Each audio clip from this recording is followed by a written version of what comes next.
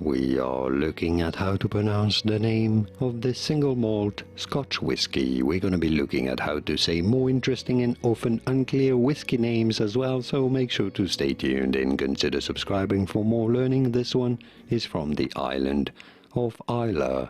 How do you say it? Bunnahabhain. Yes, a V sound here. BH forms the sound of the V letter. Bunnahabhain. Pretty straightforward once you know.